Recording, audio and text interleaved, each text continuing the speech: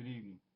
My name is Kenny Johnson, and today I will be discussing with you the pros and cons of vaccination in children. According to the FDA, the FDA considers that all of their vaccinations are regulated to ensure safety and effectiveness in the vaccinations. Um, in about 50 states, there are certain vaccinations that are exempt. However, there are quite a few vaccinations in which a child must receive prior to entering any public school system. I have four websites today in which I will discuss with you on where I find my information from. The first website I have is the cdc.gov. The second one is WebMD. Then I have vaccineprocon.org, and then I have a website posting that I read through my research from Wikipedia. The first one in which I want to talk to you about comes from the vaccinepro.org. Okay, there have been proponents that argue that vaccinations are safe and one of the safest and greatest ways to prevent illnesses, including rubella, diphtheria, the whooping cough, which once killed thousands of people on an annual basis. Okay, now there are vaccinations that have come about that have eradicated these diseases from killing any more people. Okay, there have been opponents that argue that a child's immune system is overloaded, um, but normally a child's immune system between the ages of 1 to 3 can effectively and naturally fight off most infections that occur in their bodies.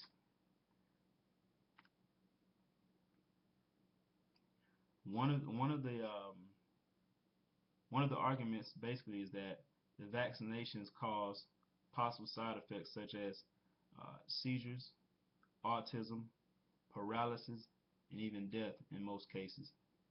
Alright, which basically are not uh, conducive to a person trying to keep their child from being sick.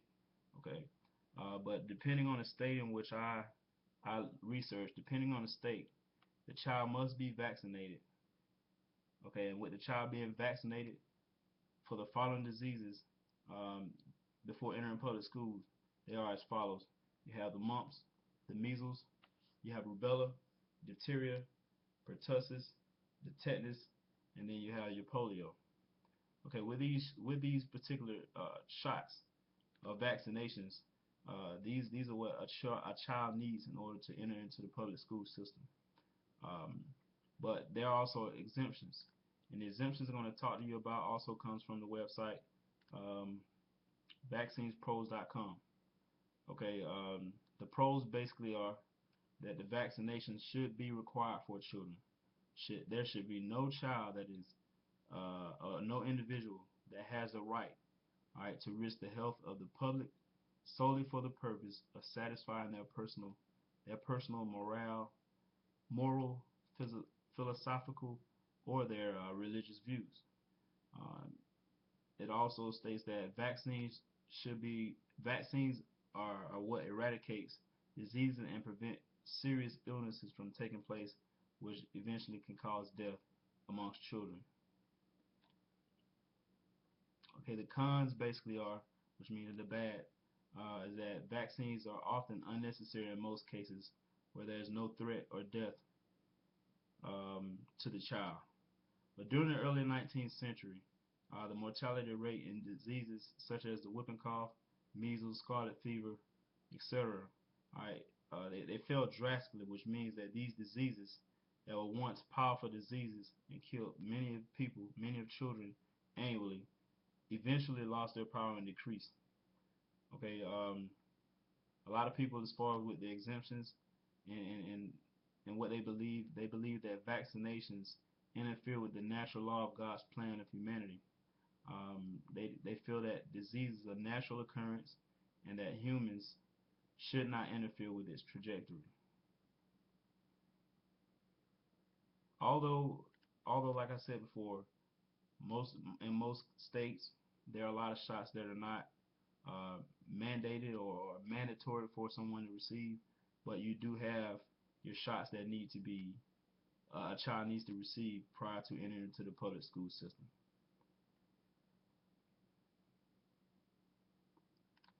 The next website on which I'm going to discuss with you, I have two blogs.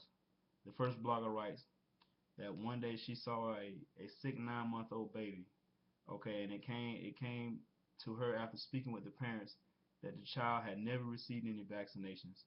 Okay, which means that the child's immune system was being the parents believed and had concern that the child's immune system would be overloaded if they received the vaccinations for the child.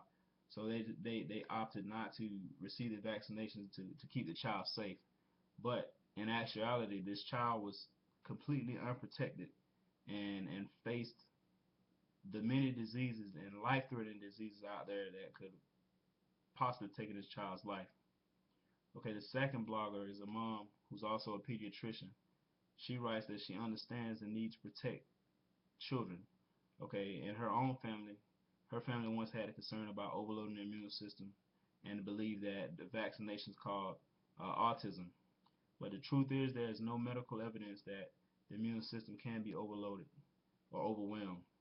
And the question of autism, according to the MMR vaccination, is that there has been no proven case that um, the vaccinations cause autism in children. Although we all have concerns about vaccinations, we really have to look at the importance of the vaccinations. Being a United States soldier, um, prior to me going to any region in this world, I have to have certain vaccinations done. As you can see, I'm healthy. I have received pretty much any shot you can think of that would prevent me from bringing any illnesses back to my family, and I have no side effects. I'm perfectly healthy at the age of 34 years of age. Um, but everybody's entitled to their own opinion. However, I do believe that it's important for our children to receive vaccinations. With these vaccinations, this will prevent our children from becoming a victim of mortality due to the deadly diseases and illnesses that are out there that are present even today. Okay, without immunizations, like I said, your children can face the risk of dying and getting ill to the point of where they can get brain damage because they are unprotected. So I suggest, and it's my opinion, I suggest that all parents should at least take the opportunity to do a little research on vaccinations and ensure that they learn about the vaccinations and look up the possible side effects if they have any side effects to ensure that their children are exempt, to make sure that children are exempt from certain shots, because if you don't do that, then you could possibly get a shot that your child could be allergic to, and it could cause an allergic reaction, which could trigger things like brain damage, high fever, and things of that nature. But the normal side effects for an immunization, i.e. smallpox, things of that nature, is that there will be swelling and discoloration at the site. And this could go on for a period of 6 to 8 days, and eventually the scalp will fall off. But parents, be aware that it is our job ultimately to be responsible for ensuring that our child are receiving the vaccinations necessary to keep the public environment safe from all diseases, sickness, and illnesses. Thank you very much for your time. Have a great evening.